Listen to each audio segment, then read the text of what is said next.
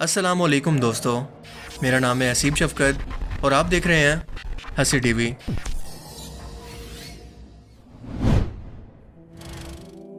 अट्ठाईस जून बुध के दिन स्वीडन की स्टॉकहोल्म मस्जिद के बाहर एक मलून शख्स ने एक बार फिर से आज़ादी राय के इजहार या फ्रीडम ऑफ स्पीच का सहारा लेते हुए कुरान पाक को ना सिर्फ फाड़ा बल्कि इसके पेजिस से जूते साफ करके इस मुकद्दस किताब पर पांव रखा और फिर इसको आग लगा दी। और सबसे अफसोस की बात यह है कि ये सब कुछ स्वीडन पुलिस और कोर्ट की इजाज़त से किया गया, यानी पहले इन लोगों को इन्फॉर्म किया गया कि मैं ये सब कुछ हरकत करने के लिए जा रहा हूँ, लिहाजा इसे बाकायदा फोर्सेस की तरफ से सिक्योरिटी भी दी गई। इसी साल जनवरी में रासमूस पालुडन नाम के एक मलून शख्स ने तुर्की एम्बेसी के सामने कुरान पाक का एक नुस्खा जलाया था, जो कि एक बुनियाद परस्त तंजीम स्टॉर्म क्रिस का बानी है। यह तंजीम स्वीडन के अंदर मुसलमानों के इमिग्रेशन और इनके हकूक़ के खिलाफ काम करती है। इसी तरह से सन 2020 के अंदर भी स्वीडन के अंदर मुसलमानों की इस मुकद्दस किताब को जलाया गया था। स्वीडन का खुद का मज़हब क्योंकि प्रोटेस्टेंट क्रिश्चियन है। अगर आप इस फ़िरके का मतलब नहीं जानते तो मेरी इस पर एक पूरी डिटेल वीडियो मौजूद है, जिसका लिंक आपको नीचे डिस्क्रिप्शन के अंदर या फिर ऊपर आई बटन पर मिल जाएगा। फ़िलहाल बस इतना जान लें कि ये लिबरल क्रिश्चियंस को कहते हैं, जो कि असल क्रिश्चियन तालीमात के अंदर आज के टाइम के हिसाब से बदलाव लाना चाहते हैं, और इसीलिए ऑर्थोडॉक्स क्रिश्चियन जो खुद को असल क्रिश्चियन कहते हैं और मुसलमानों को ये बैकवर्ड यानी अपने टाइम से पीछे और जाहिल तस्वुर करके इनसे बाकायदा नफरत करते हैं। ये प्रोटेस्टेंट फ़िरका उस वक्त वजूद में आया था जब ऑर्थोडॉक्स क्रिश्चियंस की बाइबल यानी अंजील पर इनकी इजारादारी या फिर मोनोपोली थी। वो किसी भी आम शख्स को इस किताब को पढ़ने नहीं देते थे, बल्कि खुद से अपनी तरफ से फतवे जारी किया करते और इनको अपने फ़ायदे के लिए इस्तेमाल किया करते, ख़ास तौर पर उस वक्त के बादशाह के लिए।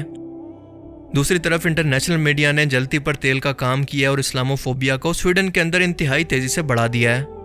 इसके अलावा स्वीडन के अंदर जिस पॉलिटिकल पार्टी की हुकूमत है वो स्वीडन डेमोक्रेट्स की पार्टी है, जिसने इलेक्शन के अंदर सिर्फ 20% वोट हासिल किए थे, यानी 349 में से सिर्फ 79 सीट्स। ये पॉलिटिकल पार्टी हिटलर के नज़रिए पर यकीन रखती है और इंतहाई नस्ल परस्ताना है, और इसीलिए मुसलमानों की खास तौर पर इमिग्रेशन के खिलाफ है।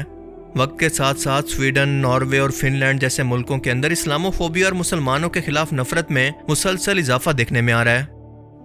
दुनिया भर में इस वाक़े के बाद मुस्लिम मुल्कों का सख्त एहतजाज देखा गया, मगर हम सभी लोग जानते हैं कि आज दुनिया इकोनॉमिकल और म्यूचुअल बेनिफिट्स पर चलती है।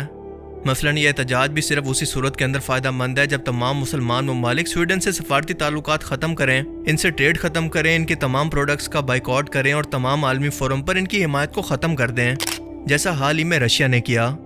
अमेरिका ने यूक्रेन वॉर की वजह से यूनाइटेड नेशन के जरिए रशिया पर पाबंदियां लगवाई कि सब के सब यूरोपीय ममालिक मिलकर रशिया से ट्रेड को बंद कर दें, तो बदले में रशिया ने, जो कि पूरे यूरोप को सबसे ज़्यादा नेचुरल गैस सप्लाई करता था, वो इसने अचानक से बंद कर दी और पूरा यूरोप घुटनों पर आ गया, क्योंकि इन यूरोपीय मुल्कों के अंदर तकरीबन सारा साल ही ठंड पड़ती है। इनकी इंडस्ट्री और इनकी इकोनॉमी इस गैस के बगैर सर्वाइव ही नहीं कर सकती। बिल्कुल इसी तरह से स्वीडन को घेरने का तरीका भी यही है। मिसाल के तौर पर इस शख्स का ताल्लुक इराक से है और ये कुर्द नस्ल से है। कुर्द लोग तुर्किया के अंदर भी आबाद हैं और कुर्दिस्तान मुल्क की जंग लड़ रहे हैं, और ये चाहते हैं कि शाम, इराक, तुर्की, आर्मेनिया और ईरान के कुछ हिस्सों को मिलाकर ये एक नया मुल्क कुर्दिस्तान बना दें, जैसा कि आप मैप पर देख सकते हैं। स्वीडन ने नेटो मेंबर बनने के लिए दरख्वास्त दे रखी है, लेकिन मसला ये है कि किसी भी नए मुल्क का नेटो में शामिल होने से पहले तमाम नेटो के मेंबर्स का इस पर राजी होना ज़रूरी है, और नेटो मेंबर्स में तुर्किया भी शामिल है।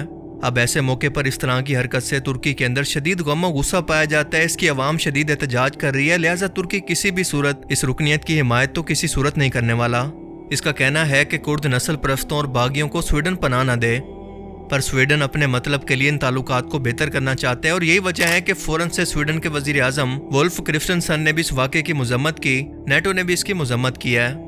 सऊदी अरेबिया ने फ़ौरन से OIC यानी तमाम मुस्लिम मुल्कों के इत्तेहाद का इजलास बुला लिया है। इराक में स्वीडिश एम्बेसी पर हमला कर दिया गया और ईरान के अंदर स्वीडिश एम्बेसडर को इस वाक़े से मुतल्लिक तलब किया गया है। लिहाजा मजबूर होकर इस शख्स पर भी एक ख़ास किस्म के मजहबी ग्रुप के जज्बात को ठेस पहुँचाने का मुकदमा दर्ज कर लिया गया। ये दुनिया ऐसे ही चलती है, अपने मफाद और फ़ायदे को हर मुल्क सबसे पहले देखता है। सो अगर तमाम मुसलमान ममालिक मिल जाएं तो एक साथ मिलकर इस मुल्क पर ऐसे वाक़यात के खिलाफ कानून साजी के लिए दबाव डालें, वरना बाइकआउट की धमकी दें, तो ही इनकी अकल ठिकाने आएगी। वरना रोड पर निकलकर नारे लगाने से या फिर बैनर्स उठाकर एहतजाज करने से ना पहले कुछ हुआ और ना आगे होने वाला है। ये मेरी ज़ाती राय है, जिससे आप इत्तफाक भी कर सकते हैं और ना इत्तफाकी भी। ये मामलात सफारती तरीके से हल होते हैं। और जहाँ तक कुरान पाक को जलाने और इसकी बेहुरमती का ताल्लुक है, तो कुरान करीम की हिफाजत का जिम्मा तो अल्लाह ताला ने क़यामत तक के लिए खुद ले लिया है, वही इसकी हिफाजत करेगा। ان بیوقوفوں کو کیا لگتا ہے کہ قرآن پاک کے جلانے سے یہ قرآن پاک دنیا سے ختم ہو جائے گا؟ یہ کروڑوں مسلمانوں کے سینوں کے اندر محفوظ ہے۔ دنیا کے قرآن کریم کے ہر ایک نسخے کو اگر ختم بھی کر دیں تب بھی ایک نیا قرآن اسی وقت لکھ لیا جائے گا جس میں ایک زیر زبر کی بھی غلطی نہیں ہوگی۔ آپ کو شاید جان کر حیرت ہوگی کہ میں ایسے واقعات کو مسلمانوں کے لیے نعمت سمجھتا ہوں، کیونکہ آپ سب کو پتہ ہوگا کہ سپتمبر 11 کے حملے کے بعد جتنا اسلاموفوبیا انٹرنیشنل میڈیا نے پروپیگنڈا کر کے پوری دنیا کے اندر پھیلایا، کیونکہ اسی پروپیگنڈا کی وجہ سے اسلام پوری دنیا کے اندر جتنا تیزی سے پھیلا، اس سے پہلے یہ اتنا تیزی سے کبھی نہیں پھیلا تھا۔ امریکہ اور یورپ کے اندر جو لوگ اسلام کے بارے میں نہیں جانتے تھے، اس واقعے کے بعد انہوں نے خود جا کر اسلام کو پڑھا اور حقیقت تک جا پہنچے۔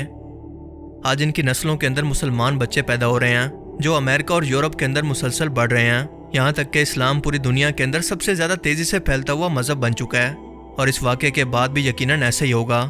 یہ لوگ جتنا زیادہ نفرت پھیلانا چاہیں گے اتنا زیادہ اسلام کو پروموٹ کریں گے۔ لوگ خود جا کر قرآن کریم کو پڑھیں گے تو ہدایت تک پہنچ جائیں گے، کیونکہ اس قرآن کے اندر ہدایت ہے۔ کوئی ایک بار اس کو پڑھ لے تو اس کی سچائی کی طاقت کے آگے ٹک نہیں سکتا۔ یہ قیامت تک کے انسانوں کے لیے ہدایت کا ذریعہ، اور اللہ تعالیٰ نے اس کی حفاظت کا ذمہ خود لیا ہے، جو ایک معجزے سے کم نہیں ہے۔ کیونکہ اگر ہم تاریخ میں دیکھیں تو حضرت موسیٰ علیہ السلام کے تورات کا یہ حال ہوا کہ اب خود یہودی بھی اسے تسلیم نہیں کرتے بلکہ تلمود پر عمل کرتے ہیں، اور تلمود کی حیثیت وہی ہے جو کہ ہمارے ہاں حدیثوں کی ہے۔ حضرت عیسیٰ علیہ السلام پر جو انجیل نازل ہوا کرتی تھی وہ اس کو فوراً لکھوا دیا کرتے تھے، لیکن آج اس کا اصل نسخہ اس کی اصل زبان کے اندر کہیں پر نہیں ملتا، بلکہ وہ زبان ہی دنیا سے ختم ہو چکی ہے۔ آج حال یہ ہے کہ 17-18 قسم کی انجیلیں موجود ہیں، جس کا ترجمہ کرتے وقت کس نے کیا کچھ بدل دیا کسی کو نہیں پتا۔ یہ 17-18 قسم کی لکھی ہوئی انجیلیں حضرت عیسیٰ علیہ السلام کے 4 صحابیوں کی لکھی ہوئی یادداشتیں ہیں، اور اس کے 18 باب سینٹ پال نے لکھے ہیں جنہوں نے حضرت عیسیٰ علیہ السلام کو دیکھا تک نہیں ہے۔ پر قرآن پاک کی حفاظت کا ذمہ کیونکہ اللہ تعالیٰ نے خود لیا ہے، لہٰذا جس طرح سے جس حالت کے اندر اس کے الفاظ آسمان سے نازل ہوئے 1400 سال کے بعد بھی اس کا ایک لفظ بھی بالکل بھی نہیں بدلا، بالکل ویسے محفوظ ہے۔ اللہ تعالیٰ قرآن کریم کی سورہ القمر کے اندر فرماتا ہے کہ ہم نے اس قرآن کو سمجھنے کے لیے آسان بنا دیا، کون ہے جو اس کو سمجھے؟ اور جہاں تک ایسے شر پسند لوگوں کا تعلق ہے تو ان کے بارے میں اللہ پاک قرآن کریم کے اندر کچھ یہ فرماتا ہے، وہ بھڑکتی ہوئی آگ ہے، کھال ادھیڑ کر کلیجہ نکال لینے والی۔ مجھے امید ہے کہ آج کی اس ویڈیو سے آپ کو بہت کچھ نیا جاننے کو ملا ہوگا اور یہ ویڈیو آپ کو پسند آیا ہوگا۔ اگر یہ ویڈیو آپ کو اچھا لگا تو اسے لائک کیجئے، اور اب میں ملوں گا آپ سے ایک ایسی نئی انٹرسٹنگ ویڈیو میں۔ تب تک کے لیے اپنا بہت سا خیال رکھیے گا۔ Thanks for watching this video. اللہ حافظ۔